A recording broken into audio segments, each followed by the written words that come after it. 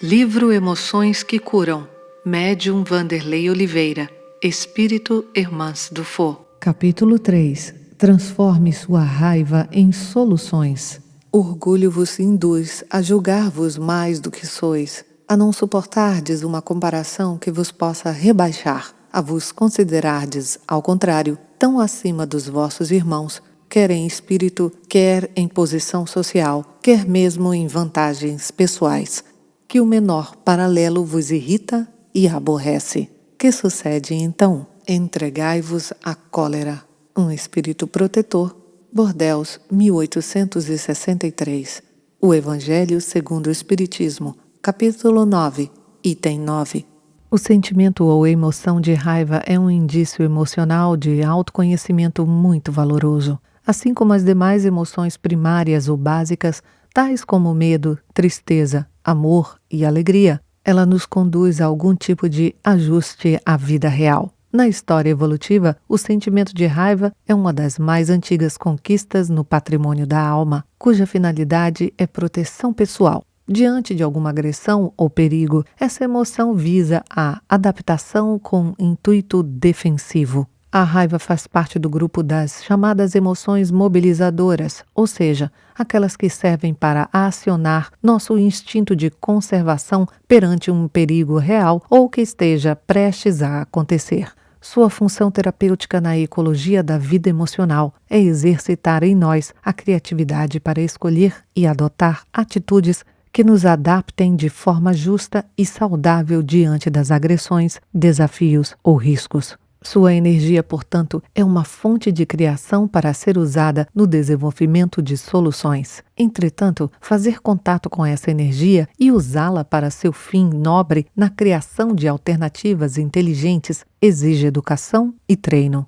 Na ausência dessas habilidades emocionais, podem surgir os acontecimentos trágicos da violência e da agressividade descontrolada. As emoções primárias são instintivas, fazem parte da natureza humana, mas ao longo da evolução, devido a sucessivas experiências culturais e comportamentais, criamos diversas formas de reagir a todas elas e desenvolvemos os padrões de comportamento, que são estruturas mentais funcionando por automatismo na vida inconsciente. Por conta desses padrões nasceram as chamadas emoções reacionais ou secundárias, que criaram mutações complexas em nossa vida afetiva. Na constelação da raiva, por exemplo, possuímos alguns indicadores marcantes desta multiplicidade de expressões bastante comuns à maioria das pessoas, quais sejam desgosto, desânimo, indignação, irritação, insatisfação, solidão, desistência, ódio, vingança,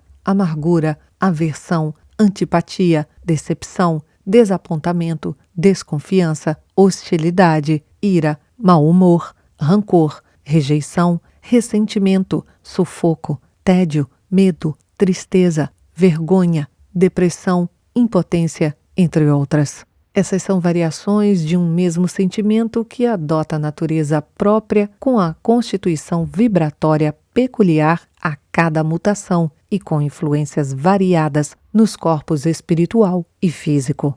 Há quem diga que não sente raiva, mas ao analisarmos esse vasto espectro de sentimentos e condutas, fica claro que este é um caso de ausência de consciência emocional, a qual nos permitiria entender as relações entre emoções primárias e suas infinitas variações na órbita da vida emocional. Afinal, não há como viver sem raiva. Para tornar mais prática e compreensível as nossas anotações sobre esse sentimento, examinemos uma de suas máscaras mais pertinentes no comportamento humano, a mágoa.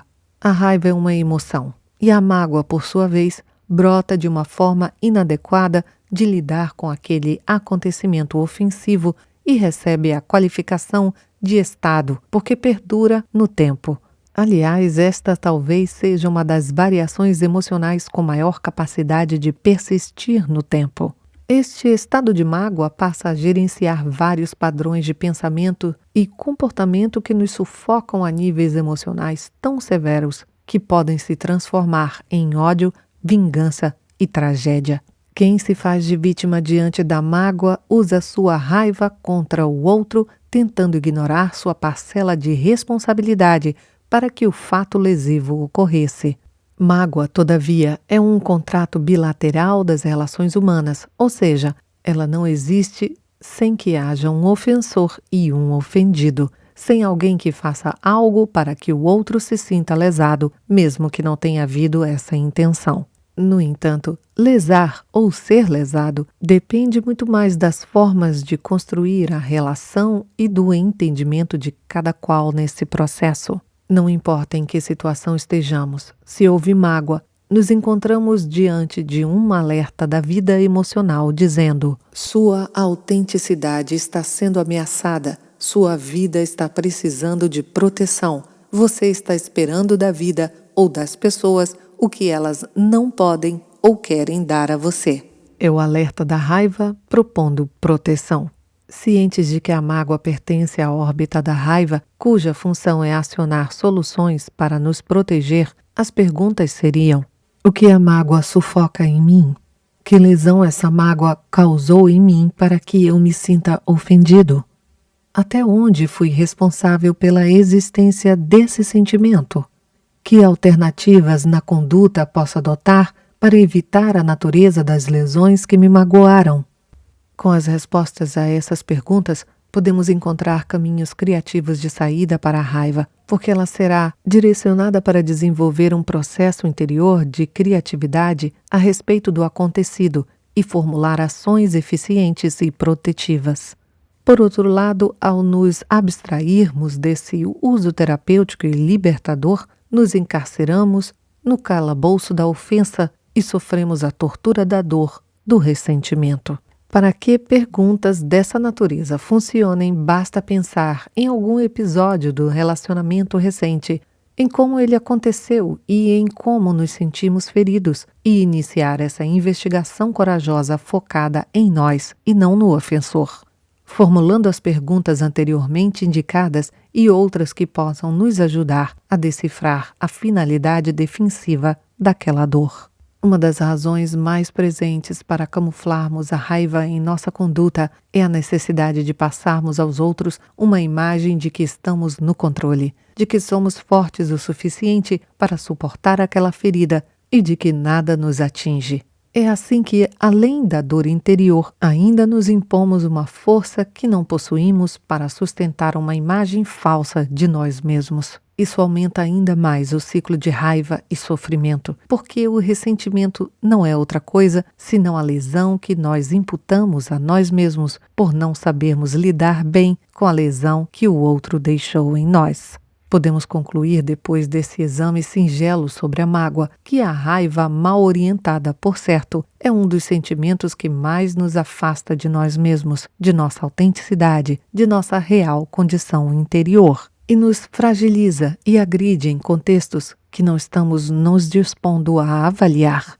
Não será exagero afirmar que, quando a raiva se apodera de nosso coração em relação a alguém, existe uma enorme chance de estarmos decepcionados com nós mesmos. E isso é bem mais difícil e desconfortável de examinar, considerando que o padrão mental do orgulho é um dos gestores mais habituais da mágoa. O orgulho vos induz a julgar-vos mais do que sois, a não suportardes uma comparação que vos deixa rebaixar, a vos considerardes, ao contrário, tão acima dos vossos irmãos, quer em espírito, quer em posição social, quer mesmo em vantagens pessoais, que o menor paralelo vos irrita e aborrece. Que sucede então? Entregai-vos à cólera. Como é raro admitir em nós a existência daquilo que dizem sobre nós ou ter a coragem de saber usar com habilidade a raiva diante dos golpes da vida para encontrar caminhos inteligentes que nos coloquem em condições de crescer e avançar. As hostilidades da vida que nos causam tanta dor e descontrole são como um buril que visa lapidar nossas arestas, transformando-nos em diamantes ricos de beleza que possam refletir a luz celeste do bem